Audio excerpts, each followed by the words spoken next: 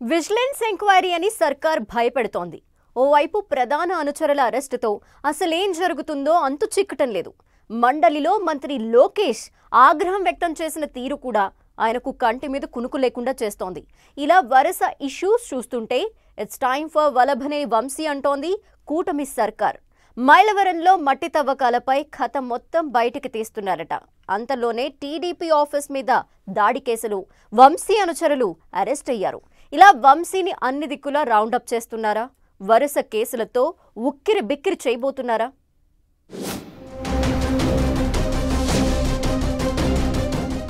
Vallabhaneni Vamsi round up అయిపోయారా? మట్టి తవ్వకాలపై vigilance దర్యాప్తుతో గుబులు.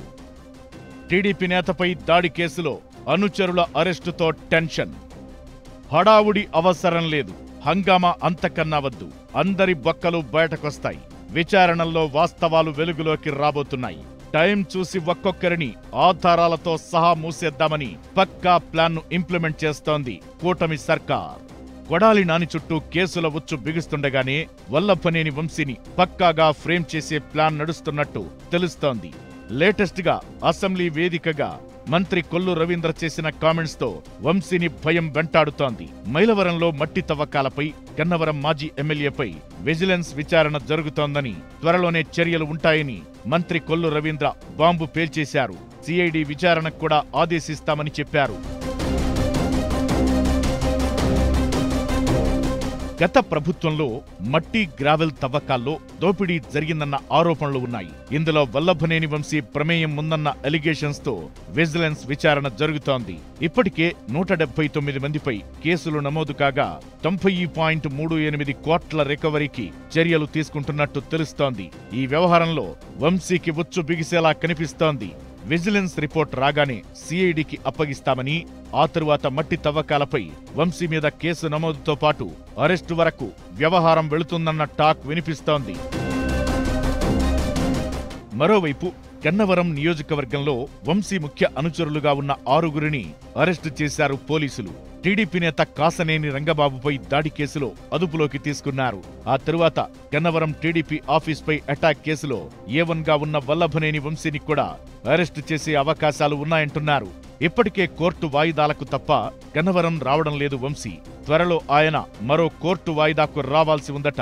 నకిలీ ఇళ్ల పట్టాల కేసులో డిసెంబర్లో విచారణకు హాజరవుతారని తెలుస్తోంది. ఈలోపు ఆయనపై మరిన్ని కేసులు నమోదయ్యే ఛాన్స్ ఉందంటున్నారు.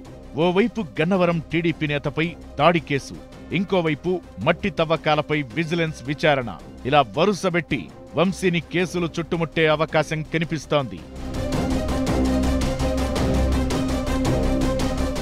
వైసీపీ హయాంలో చంద్రబాబు లోకేష్ పై తీవ్రస్థాయిలో మాట్లాడిన నేతల లిస్టులో కొడాలి నాని తరువాత వంశీ కూటమి ప్రభుత్వ టార్గెట్లో ఉన్నారు. అంతేకాదు, నారా భువనేశ్వరి విషయంలోనూ కామెంట్స్ చేసి తరువాత సారీ చెప్పారు వంశీ.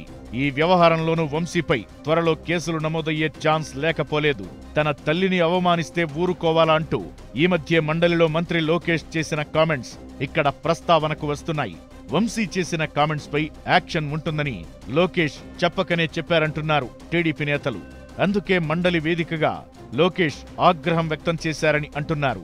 భువనేశ్వరి మీద వంశీ కామెంట్స్ చేయడం అప్పట్లో తీవ్ర దుమారం లేపింది. అప్పట్నుంచే టీడీపీ క్యాడర్ వంశీ మీద మండిపడుతోంది. టీడీపీ పెద్దలు, మంత్రి లోకేష్ కూడా వంశీ విషయంలో సీరియస్ గానే ఉన్నట్టు తెలుస్తోంది. ఈ నేపథ్యంలో వంశీపై వరుస కేసులు, అరెస్టు పర్వం ఉంటుందన్న టాక్ టీడీపీ వర్గాల్లో వినిపిస్తోంది.